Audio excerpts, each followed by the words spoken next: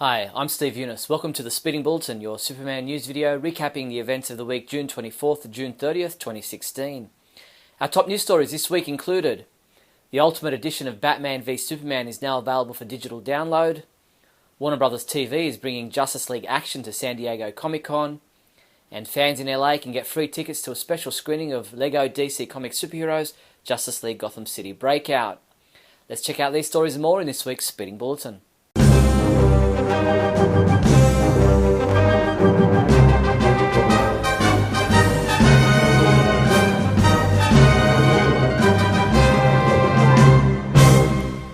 In movie news, Batman v Superman Dawn of Justice Ultimate Edition, which features an extended cut of the film, including 30 minutes more of story and action not seen in theatres, is now available to own for streaming and download to watch anywhere in high definition and standard definition on favourite devices from select digital retailers, including Amazon, Cinema Now, Fixstar, iTunes, PlayStation, Vudu, Xbox and others.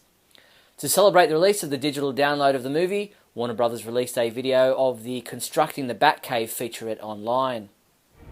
If you look at the set, every structure is actually floating. It's attached to a very low footprint on the cave. It's maybe hanging, but there is no big pillar that seems to be floating in the air. Warner Bros. Also has released an extended video clip showing the first 10 minutes of Batman v Superman Ultimate Edition. Check it out in full at our website. A third BVS 101 video is now online, this one titled Lex Luthor, jumping into the mind of one of the greatest villains in the DC Universe to promote the upcoming release of Batman v Superman Ultimate Edition on Blu-ray and DVD. Alexander Lex Luthor was created by Superman creators Siegel and Schuster in 1940. In his original incarnation, Lex was an evil genius with seemingly unlimited resources, including a flying city, kryptonite lasers, and prehistoric monsters. Dolby Insider sat down with director Zack Snyder to talk about the benefits of working with Dolby Vision to transfer the big screen experience of Batman v Superman to the smaller screens of our homes. To see Batman vs. Superman from Dolby Vision, I was actually going like, okay, this is what we meant. This means something. My visual effects supervisor was just blown away by it. It really revealed a work that those guys had done that sometimes just gets stepped on. Superman homepage contributor Jeffrey Taylor attended an advanced screening of Batman v Superman several weeks before its theatrical release, followed by a press conference with the cast, director and producers. He scored one-on-one interviews with Diane Lane and Holly Hunter. Head to our website now to read these interviews. Earlier this month, photos of J.K. Simmons appeared online showing the 61-year-old actor working out in the gym with bulging muscles. Many assumed that Simmons was getting into shape for his role as Commissioner Gordon for the upcoming Justice League movie. However, the actor has revealed now that it's not the case at all. He said, "After the second and final time that I got hugely fat in my life and when I lost that weight 6 or 7 years ago, I pretty much decided that I was going to stay in decent shape for the rest of my life." The photos were actually taken at the end of April and the beard was for a different role.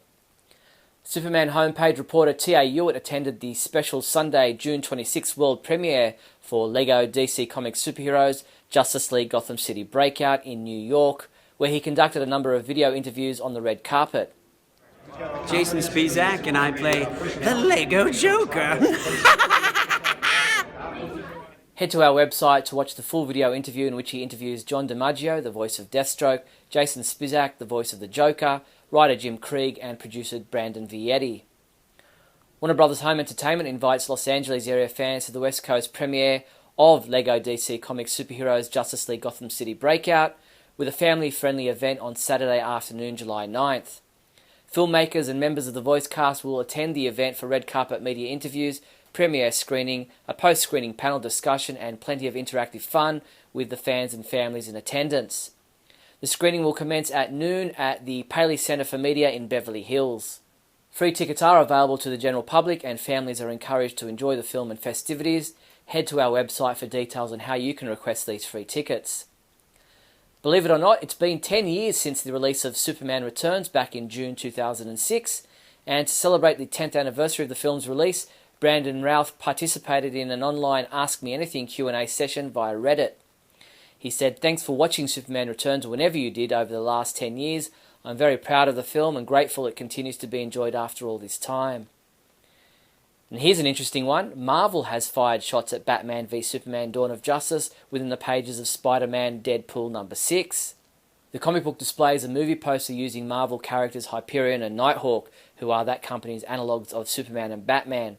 The title of the movie poster shown reads Nighthawk v Hyperion, Yawn of Boredom, with the promotional text stating, "You won't believe their mothers share a first name." In TV news, Warner Brothers Television Group is set to sweep into Comic-Con International San Diego with 21 fan-favourite series, including a sneak peek pilot screening for the new Justice League action animated series, and a video presentation and Q&A for both JLA and Season 2 of Supergirl. For additional information on the studio's plans for Comic-Con and for real-time updates during the convention, you can follow them on Twitter at Warner Brothers TV and visit comiccon.thewb.com. In comic book news, while Brian Hitch has been working on the Justice League of America New 52 title for some time now, that title will conclude, and Hitch will continue writing about DC's greatest superheroes, but he'll be writing the new Rebirth era twice-monthly Justice League book. DC Comics published an interview with Brian Hitch in which he discusses the transition, working with new artists, and Superman's role within the Justice League. He said Superman comes into the first arc because they need him. Frankly, he's the only one who can do what they need. Comic books we reviewed this week included Action Comics 958, which was reviewed by Michael Bailey, who gave it a 5 out of 5 score, saying, "All I can say is thank goodness this is a bi-weekly book." T.A. Ewart reviewed Justice League number 51, saying, "Had this story actually happened 5 years ago, DC Comics would be in a better place," and he gave this comic a 3 out of 5. Adventures of Supergirl Chapter 11 was reviewed by T.A., who gave this chapter a 3 out of 5, saying, "The first slow installment after a steady rollout." And T.A. also reviewed Injustice Year 5, Chapter 26 and 27, giving the latter a 2 out of 5, saying, "Regime Superman was at one point a very entertaining villain, now he's a two-dimensional loser." Superman comics available this week from June 29th include Adventures of Supergirl Chapter 12 digital comic has been available since June 27th. Injustice Year 5 Chapter 28 digital comic has been available since June 28th. Dark Knight 3 The Master Race number 5. DC Superhero Girls Volume 1 Finals Crisis Trade Paperback. Justice League of America Omnibus Volume 2 hardcover. And DC Designer Series Darwin Cook Supergirl action figure. You'll feel more powerful than a locomotive every time you grab a cookie out of these Superman cookie jars. Get yourself this Superman ceramic logo cookie jar for $39.16. Or how about storing your cookies in this ceramic Superman phone booth cookie jar, yours for $38.73. These and other Superman cookie jars are available from your one-stop Superman shop, the Superman Homepage online store at supermanhomepage.com/shop. And in other news, Kotobukiya unveiled images of their San Diego Comic-Con exclusive limited edition Clark Kent Truth ArtFX Plus statue. This limited edition statue stands in 1/10 scale with an included magnetized base.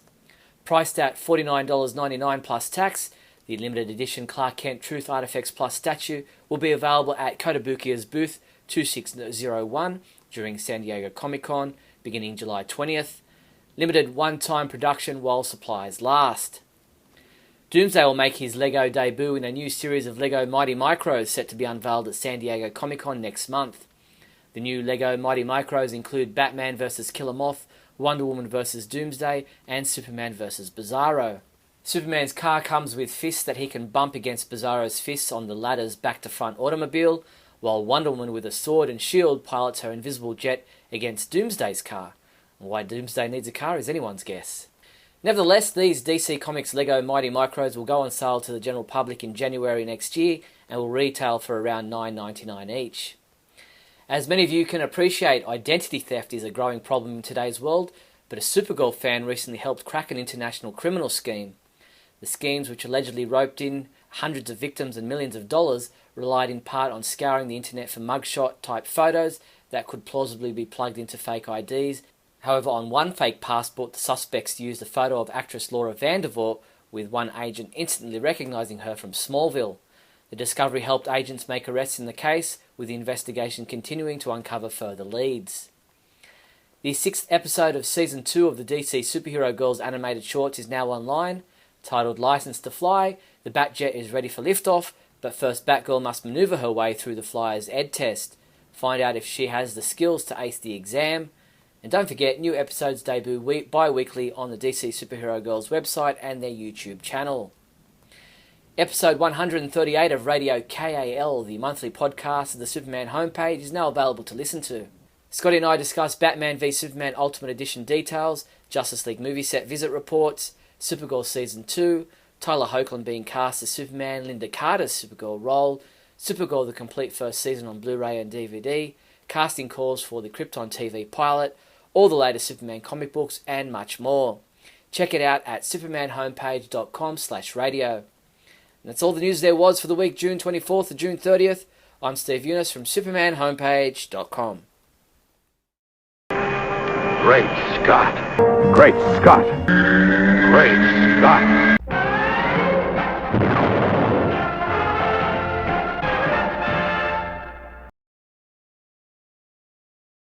The biggest slight against who Superman is supposed to be, in my opinion,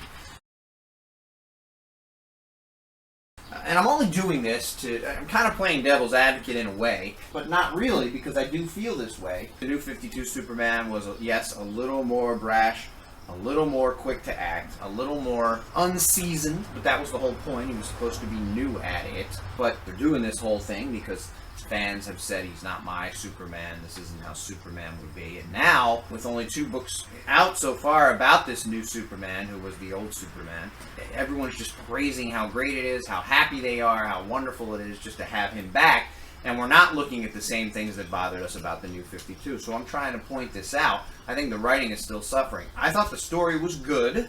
I liked it, but then you have these issues that I've been talking about, and the biggest thing is Batman and Wonder Woman show up at the end of the book after there's been an altercation between Clark and his son, not in a fighting kind of a way, but Jonathan's very upset because something terrible has happened to him. Superman isn't paying attention, he's oblivious to the fact that there's something wrong.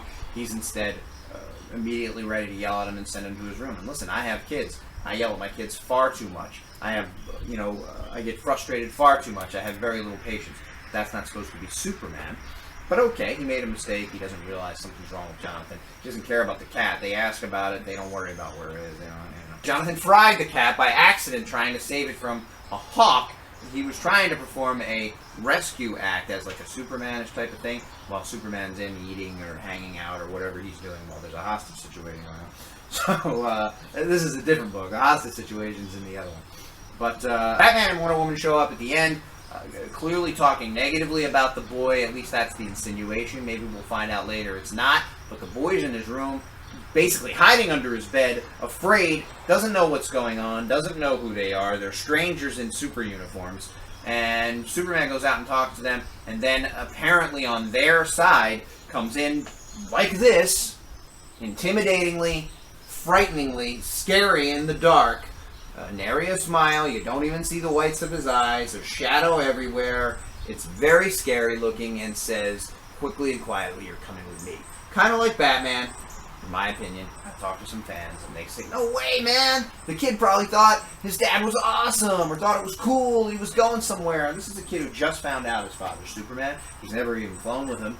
I guess he rescued him at one point. But I'm sure the entire thing is cool and exciting, but scary and confusing, and he's not sure what's up, and he's already expressed his annoyance that they're making him lie, or they're using him as a way to hide from the world. And that is what they're doing. And this is Superman going in kind of like Batman, because I guess Batman yelled at him because his son's too powerful or whatever, and maybe that's not what happened, but that's what it appears to be in this book, and that's what it would appear to be from a child hiding under his bed in fear up in his room when his dad comes home. You're coming with me. And yes, we only see that one panel, but he looks pretty scary in that panel, and I didn't find it cool. I found it to be bullying, and I didn't find it to be something that Superman would do. Now that you've introduced a child, he does have to be held to a higher standard than the new 52 Superman, who was a brash, brand new Superman. This is the guy who's been around for years and years. This is the guy who's married Lois, and this is the guy who's had a son for, I guess it's about 10 years now. And I don't like intimidation. I'm not a Batman. I mean, I don't dislike Batman, but I'm not a Batman fan of being scary and that kind of thing. And when it comes to a child, look to Darwin Cook when Superman shows up in New Frontier. when Batman is frightening a kid and says, you know, you're frightening people.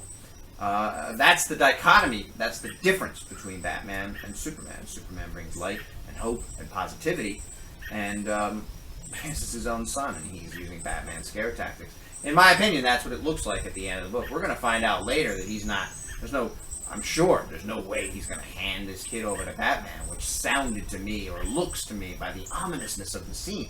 They didn't make it look positive or exciting, or wow, there's other heroes here talking to Dad. They made it look very scary, very ominous, very dark. They're in the woods, they're away from the house, they're kind of in blacks and grays, and then he comes into his room, and he looks very dark and ominous and scary.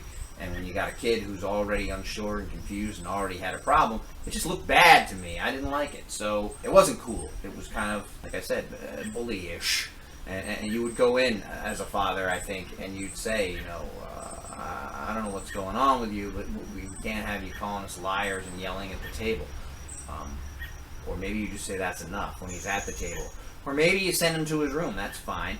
But maybe then like you go up and you talk to him and say, do you know why you were sent up here? You know what's up. And maybe you find out why he's acting so out of character. And maybe you know as Superman that the reason he could be acting so out of character is because his life has been drastically changed within a few days. He now has superpowers. You have superpowers. You're flying around. You know, he's Superman's kind of acting like an adult. Like he doesn't understand how difficult it would be for a 9-year-old or 10-year-old to deal with all of this stuff. And I just don't think that Superman should act that way or would. So I think either the writers are stumbling or they're trying to show us that even Superman makes mistakes or whatever, but it's dumb mistakes, I think. And when you have a situation with Batman and Wonder Woman showing up that looks very scary, and then you go into the kid's room and tell him what's going to happen, but not tell him what's going to happen, you just say, you're coming with me. It just doesn't seem very fatherly. It seems more like he's a cop or like a scary guy coming to your house telling you, quietly don't wake anybody because I'm taking you somewhere. I mean, I want to see what comes next. I want to see where it goes. I'm going to read, just like I read the New 52, even though there were issues. I understand everybody thinks it's awesome that they have their Superman back, and it's fine. I'm wondering where he got this suit, because he never wore this suit on his Earth. He wore a suit with red boots and red trunks. And now, with no real explanation where it came from or why he has a blue suit, a full blue, with no red trunks and no red boots, and it's just there in a box as if he's always had it. But he never wore that suit before, so why would he always have it? Anyway, thanks for watching, and remember to check out Nathan Stu's stuff at Household Heroes X3. It's a lot of cool stuff. You like unique collectibles that you can't get anywhere else. Remember, always look up in the sky. The last couple of weeks. There we have new life. In the world, there is happiness. The mother left a few moments ago. I saw her. She had a worm or food or something in her mouth. She's hopping around on the outskirts. She doesn't want to come back at the moment because I'm here. And I wasn't doing this a minute ago. I was over there, but she still didn't want to. They're waiting for babies. 3 of them. So, not everything is doom and gloom. Look, babies!